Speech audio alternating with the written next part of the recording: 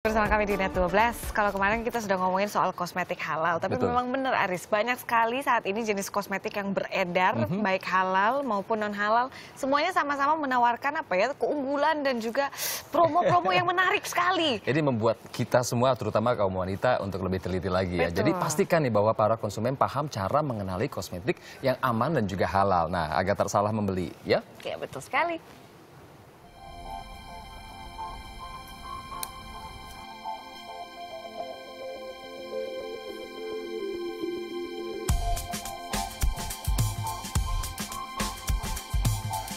Begitu banyak jenis kosmetik yang masuk ke pasar Indonesia. Buatan lokal atau impor. Semuanya tawarkan kelebihan. Seperti lebih cantik, putih dalam waktu singkat, noda wajah hilang, hingga rambut sehat menawan. Iming-iming khasiat inilah yang memesona wanita. Hati tergoda, uang terbayar, kosmetika di tangan.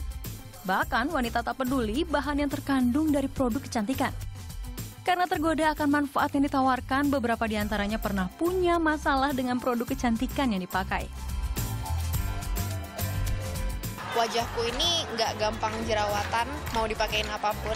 Saya baru mencoba sih, jadi tiba-tiba ada bentol-bentol nyampe di sini. Dan kayak nggak cocok aja gitu, kok muka jadi kayak gini, jadi merah. Terus nggak cocok sama kulit, dan ini tuh kayak jadi keluar jerawat-jerawat gitu. Tapi setelah aku menggunakan merek itu, tiba-tiba langsung muncul jerawat gitu. Karena itu saya trauma pakai produk, cuman saya bisa ngeliat gimana produk yang baik dan mana yang enggak. Jadi udah takut buat beli yang di pasar-pasaran gitu.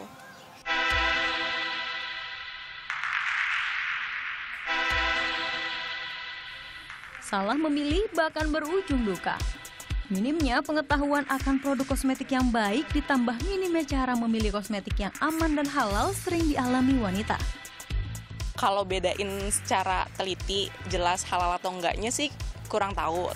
Kalau halal mungkin itu yang nomor 2. Kalau aku sendiri sebenarnya nggak terlalu mempermasalahkan itu halal kayak gitu apa enggak. Yang penting selama itu nggak membahayakan kulit aku akan pakai.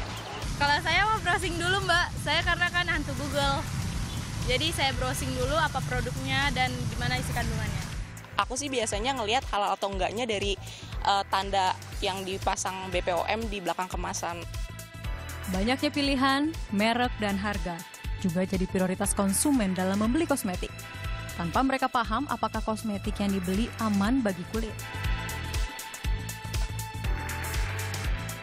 Ada lebih dari 85.000 jenis kosmetik yang beredar di pasaran. Pastinya masyarakat akan kesulitan untuk memutuskan kosmetik mana yang baik dan halal.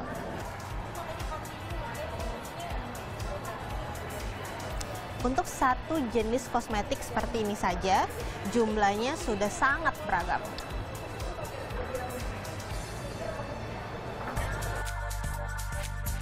Dan karena khawatir akan legalitas dan keamanan produk kecantikan yang beredar, banyak pihak yang berhati-hati memilih. Dian Pelangi salah satunya.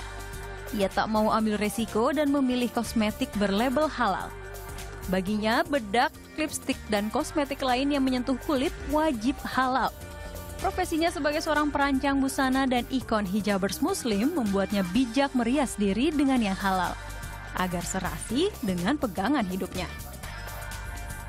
Penting banget sih menurutku gitu, karena kalau misalnya kandungannya aja misalnya ada alkoholnya, paling simpel aja alkohol, itu tuh sama aja kayak kita mengkonsumsi karena terserap oleh tubuh gitu. Jadi kalau misalnya kita pakai krim, pakai lipstik, bahkan kalau misalnya lipstik biasanya kalau nggak kita sambil makan nggak sengaja akan tertelan juga kan. Jadi memang penting banget kehalalan sebuah kosmetik menurut aku.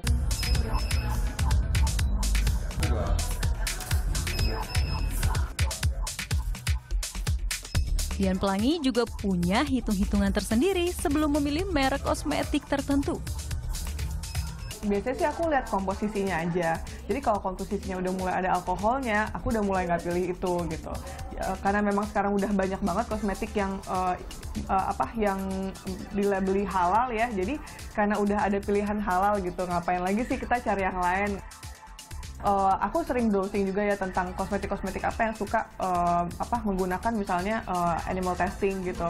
Nah, aku sangat menentang itu gitu kan, karena memang itu kurang pantas lah gitu. Jadi aku biasanya mengecek label kosmetik tersebut apakah udah mempunyai sertifikasi halal atau belum. Namun tak semua komposisi bahan dicantumkan lengkap oleh produsen kosmetik. Kalau dilihat dari kasat mata ya, dari sisi melihat kandungan, ini pertama tidak sekarang ini kita aturan di Indonesia ingredient itu tidak semua ditulis, belum juga regulasinya belum bisa diterapkan ya. Kalaulah mereka menuliskan juga, itu tidak bisa kasat mata kita langsung bisa putuskan itu halal atau tidak. Warga benar-benar harus waspada. Ada kandungan kosmetik yang berbahaya bagi tubuh.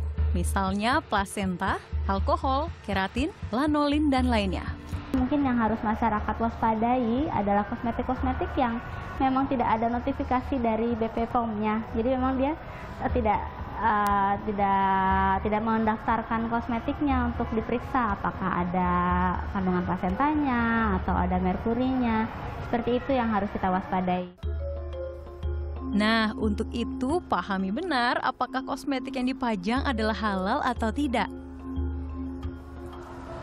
Walau begitu, banyak jenis kosmetik yang beredar, namun ada beberapa cara untuk mengetahui apakah kosmetik tersebut aman dan halal.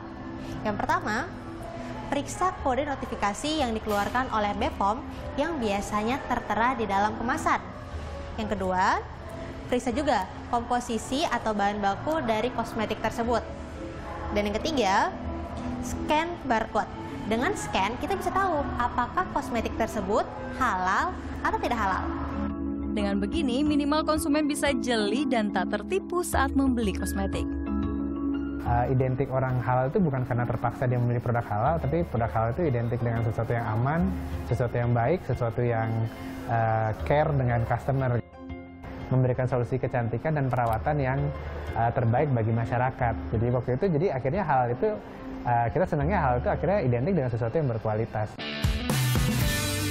Maka dengan mengetahui perbedaan antara kosmetik yang halal dan tidak, para wanita lebih mudah memutuskan jenis kosmetik yang sesuai dengan jenis kulitnya. Serta tak khawatir lagi dengan kandungan dan cara pembuatannya. Novita Sari, Dipta Adiwiguna melaporkan untuk NET.